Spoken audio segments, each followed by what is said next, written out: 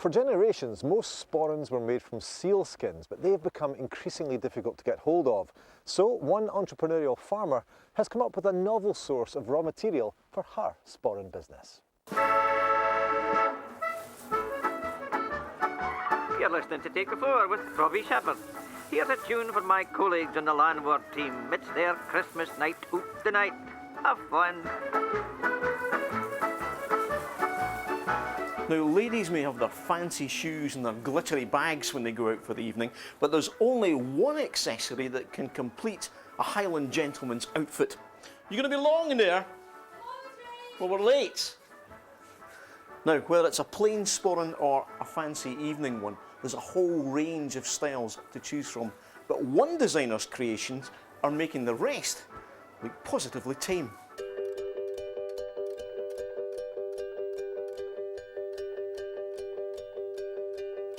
Kate Macpherson's sporrans are certainly eye-catching.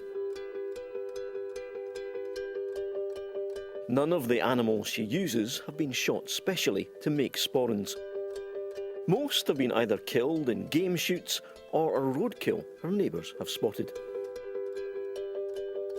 People around here are amazingly good at phoning me up when they see something on the road, either telling me where to go and find it or picking them up themselves and putting it in the deep freeze until I can get it from them. It's not like I go out scouring the roads for them. In fact, I think I've only ever found one thing in my life myself. It's that other people either bring them to me or tell me where they are. But it is quite ecologically sound, isn't it? Well, it is, because otherwise everything here would be wasted. It would be thrown in the ditch and rotting away, and no one ever get to see the beauty of a lot of these animals. So it's just a way of preserving them, doing something fun with them, and different, yes. Today, Kate has a collection to make from a local farmer. We're braving the snowy roads to pick up some pheasants and a fox that came to a sticky end.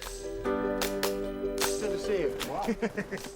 Got a few things for you. This is your fox, is it? That's a fox, that's one for Katie. Yep. We shot that a couple of nights ago that was bothering the pheasants along at the end of the farm. So pest control. Pest control, and also for the lambs. If we can get some now in the winter, it makes an awful difference at lambing time. And what were these? This was our shoot on Saturday, so that was quite cheery, which Katie was beating at. Yeah, so my payment for beating. Right, okay. Yeah, that's it. So now we work. Okay, good luck. Thank you. Thank you.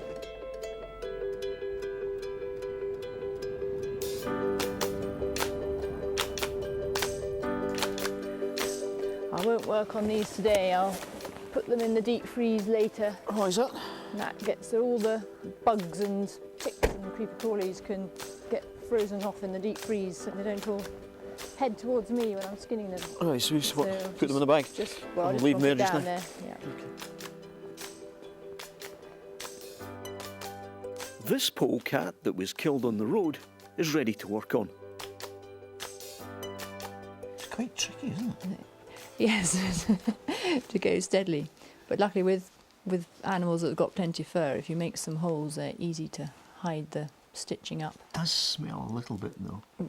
Well, yes. Yeah, So you get used to it? You get used to it, but quite often the bigger animals, the body is still frozen and just the skin's unthawed, so that makes it a bit easier. But they have to be fresh, because if they're not fresh, then the hair drops out. Once the skins are tanned, Kate sculpts a base to mount their heads on. False eyes are added, and after drying, they're ready to stitch up. The whole process can take up to 6 weeks. A lot of it is straightforward skills you learn, but the artistic bit comes into when you're mounting the heads and working with the clay and getting all the anatomy right, and that's the bit I enjoy the most, because they all come out slightly different sizes and different expressions on their faces. That is very satisfying. Do you see it as an animal, or do you see it as a sporran? Is it an object? No, I definitely see them as animals, and it's sort of what's fun is sort of bringing them back to life from being the sort of skin, empty skin, is to sort of recreate them as closely as I think they were, but using a bit of artistic license to make them wearable as a sporran as well, and sort of flat enough. So it's definitely think of them as animals rather than just objects.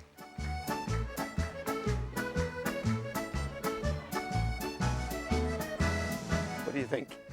Now, it may not be everybody's cup of tea, but surely it's better for an animal to live on and be talked about and to become a valuable heirloom rather than lying unwanted at the side of the road.